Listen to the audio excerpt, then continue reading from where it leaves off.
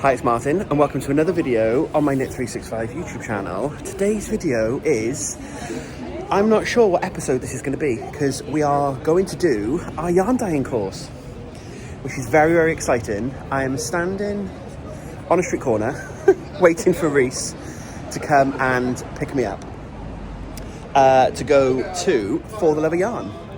So I think this might be episode 5, but I'm not sure. We'll confirm later. But I'm in Glasgow. I've changed from earlier. I've got a blue top on because I'm going to dye with blue yarn. Blue dye is my plan. But also we're told to wear something that you don't mind getting dirty. And I don't really have, like, we're not DIY people. So I don't really have old clothes. So I'm just wearing this. So we'll see. But people are now looking at me because I'm standing on the street talking to myself. So we will see what happens. Let's go and find Reese.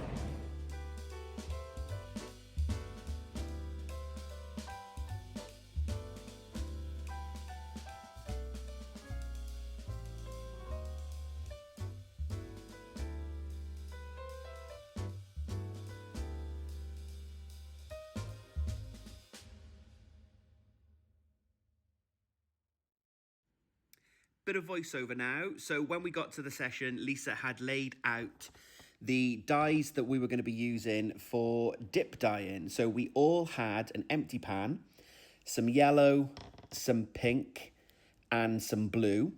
And there was a little extra water if we wanted to mix with the concentrations and change anything around.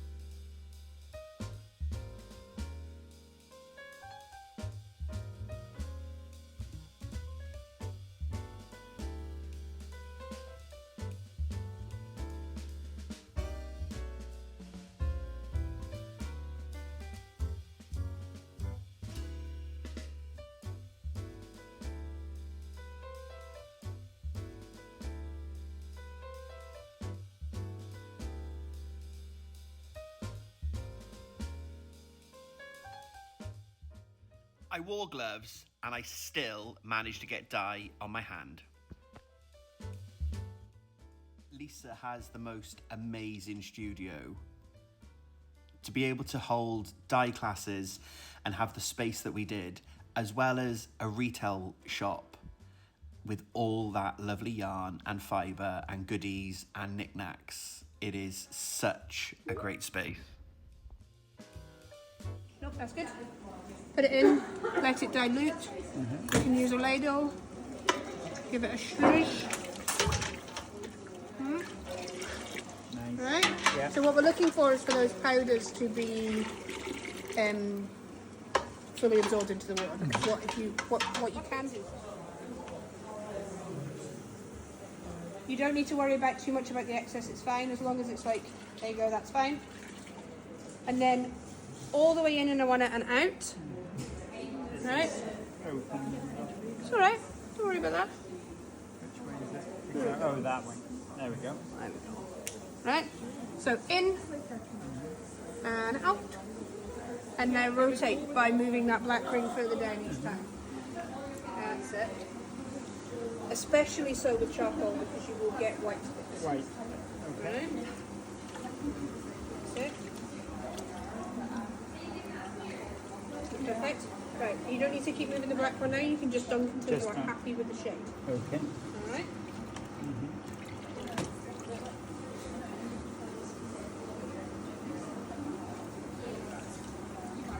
And I'm going to check to see how much is still left in the water.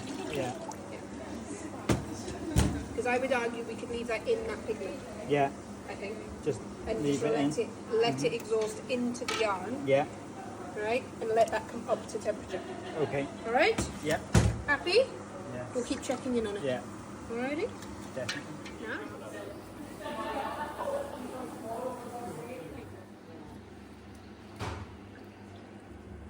So see that bit there where you've got a little bit thingy? Smush that. Definitely a bit bluer. Yes, we want more bluer, yes? Yeah. Yes, that's what I thought. So, try not to ruin your video. Right. Hold on. Go in with just a touch of turquoise. So take your whole skein out. Right.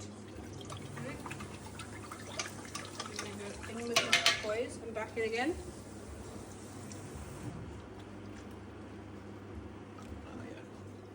We're getting there, we're getting there. Less is more and then more dunks is better than going in and... Okay, try that.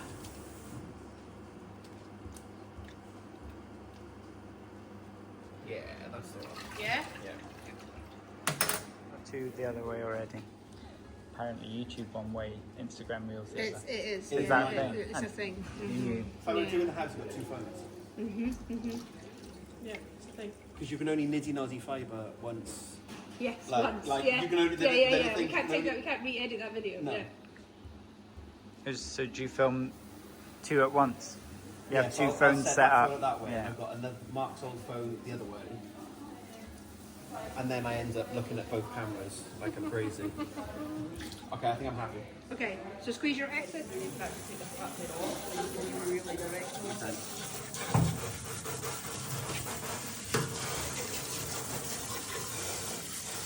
That is? Yeah. A little bit more, there's a tiny touch of blue, but blues are tricky. Yeah. You'll always find blues and pinks showing off. What you can also do is you can lay down in the bottom of the sink, Okay. right? And then what you can really do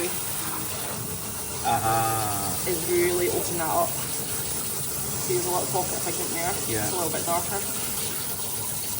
Generally speaking, semi-solids, the colour that you do see is sitting on the surface of the yarn. Yeah. We'll pick that up with a bit of a squeeze.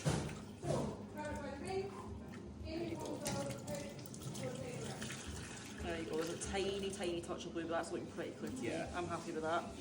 Right, so if you just pop it in the spinner. There you go. And then down and close it. And you'll see the runoff come down the bottom there if it behaves. Sometimes it doesn't settle with the weight, but there's only one skein, so. And it just means it'll dry faster. Yeah. And marine back. Doing whatever he did. Right, we've just finished and I've just met Liz, who has let me film the most expensive yarn I've ever touched. So this is yarn from just outside Banff in Canada. It's Kiwiak yarn, and this one is 100% Kiwiak, and this one is Kiwiak and mulberry silk, 50-50, and this one's 100% Kiwiak.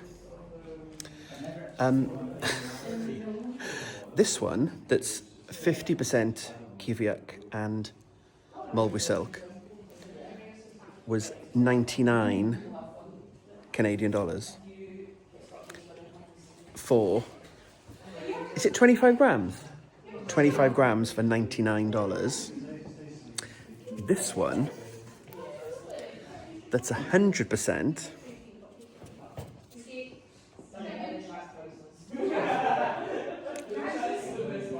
$199. I don't think I could use her. It's going to be a hat. Jan's going to make a hat. But crazy. Like, what is Kiwiak? A sheep? Musk ox. Musk ox. Body of a musk ox. It's kind of sort of The soft belly of an ox. The most expensive yarn I've ever touched. Have you seen this? Yes, I see. It's men. Look, you have to do this though. You have to do it, look. Honestly, soft test. It is gorgeous. We've all like touched your wool now that's going on your But just look at that price. Oh, that's a scary number. Oh, It's a scary. we finished. Thank you so much. It's been the best. This guy needs a job. Oh my god, I would love. You've got the best studio. Like I've said this before when I've been here. It's the best studio. Thanks. Like, love it. like literally. Yeah. I love it. I do love it. I'll show you my yarn again when it's dry tomorrow. I've had the best time. Yeah, I've had the best time. I can't wait to see you at the show. But you haven't packed. So hang on. So behind the scenes, it's now 9 p.m. We've just finished. And the show is loading in tomorrow. At 11 a.m. So me and Jen have to Jen get is walking all away. of this All needs packing up. and into the 7-seater car by 11 a.m. tomorrow morning. Crazy. But you'll see Lisa in. This is a separate video just for the dye. Because it's Vlogtober. So I'm going to do a separate one for this. And then the video that I think I'm recording. This one's going out after the Glasgow Silly Yarn video. Nice. I'm like, I've got 2 videos on the go now and I don't know which one's which. So you'll see Lisa, or you will have seen Lisa in the other video. Hello Vlogtober, I am home and I have my finished yarn. So I hope that you enjoyed seeing some of the footage. And what I really liked about the class was, like, you could just tell like how engaged everybody was. Lisa was such a great teacher, supported by Jen, who works at the shop and at the dye studio. And it was just a fun way to spend a couple of hours. And we learned the dip technique. So that was how we did that dye-in. But there are so many different techniques. And what Lisa said, she's had people, and there was a lady on the in our class that evening that had done one of the classes previously. And if she knows that someone's come in that's already done a class, she'll do a different dye technique. So if I go to Glasgow again next year, then me and Reese can go back and do another introduction to dye class and we'll learn a different technique. And I love that personalised view that Lisa gives you. And you can tell that she's been dyeing 20 years. Like one of the demos that she did, she grabbed a base of yak, which is like a grey undertone, and a merino, put them in the pan, literally splash a dye, and she'd create this rainbow. And we would like, I'm sorry. Like she did it all. It was like the best time. And Lisa, if you watch this, thank you so much for having us at the workshop. So let me show you my finished skeins. They are skeined up. So I think what I'm going to do is almost fade them. So we have this became brown mud. And for those of you that have played with Play-Doh or have kids or have seen kids, you know when you get all the different Play-Dohs together and you mix them together and you just get brown? That's kind of what I did. I kind of messed up with my skeins And Lisa looked at it and she went, what were you going for there? I was like, I'm not really sure. So I got a little cup of another purple, I think it was, and we kind of rescued it and it became this really nice aubergine colour. So this was the first skein. Oh, well, this is the first in my fade. So we're going to go these purples, blues into the greens, and then we're going to move into this one that is lighter purples into the greens. So I feel like that's the colour progression. And then I think I'm probably then going to go straight into this really bright, neon, vibrant, because the green will go into the green, is my thought. And then from this one, we're going to go from the yellow into the yellow. And then from this one, from the blues into the blue. And then from the blue into the blue. So I feel like that's how I'm going to play with the colours. But you could absolutely, like this one here, if I drop that one out, they would go really lovely together because you've got the purples down here. They're just glorious. And if I undo the blue one just to show you, I feel like I've got a parrot on my shoulder. Maybe that's the thumbnail. This was the first one that I did. So I had the blue cup of dye, and I basically just took this whole thing and I just went in and then back out. And then I moved my hand down to about yay, and then dug the whole thing again, moved my hand down. So I just created a dye. So this is really, in the main, this was like 5 dips and 1 dip. But when Lisa saw what I was doing, she did very kindly then get me another cup with a slightly darker blue, just that I could dip the very tip in. So I did have another blue. Like I think she gave Reese might have had a red, I think. But I love it. So I think that's the order that I'm going to go in. Jen, who I just said worked at the shop and is actually one of the spinning teachers at For the Love of Yarn, has designed a pattern because she was telling us about how you'd go to yarn shows and you see some really great minis. You buy the minis because you're all excited by them and then you don't really know what to do with them. So Jen has designed a pattern called Bold Yin. I think that's what it's called. And I will pop the details, the link to Ravelry below so that you can see Jen's pattern. But it's a really great triangular shawl. Actually, I'll pop a picture on screen now. And you can see the minis come down around the edge and then get filled in with the single colour. So I think I'm going to do that pattern because it'll be a great way to show off my minis. And yeah, I just had the best time. So a bit of a shorter Vlogtober video, but one that I wanted to dedicate specifically to the dye workshop. Maybe that's the thumbnail with question mark.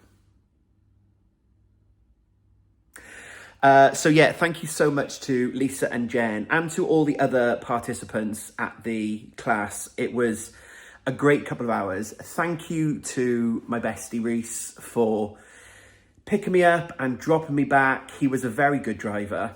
And yeah, I had door-to-door personalised chauffeur service. So what more can you want? Almost the VIP treatment, right? So that was really nice to be able to do that with Reese. And then obviously we went to the show on the Saturday. So yeah, there we go. That's it for this Vlogtober episode. I wanted to do a dedicated one to the yarn show, as I said. So it is currently, as I'm filming this end, it is currently Wednesday evening. So I'm going to finish editing this and then hopefully get this up on Thursday. I'm still Mishti Knit Along in. I'm still on the flat diamond section of Clue 3. I haven't yet started the mosaic slip stitchy section. And Clue 4 comes out tomorrow, so I am behind, but it's okay. I've got a quieter weekend planned, so I'm hoping that I will get to catch up. So thank you very much for joining me here. Let me know, are you a dyer? Have you dabbled with dyeing? Would you be interested in dabbling in dyeing?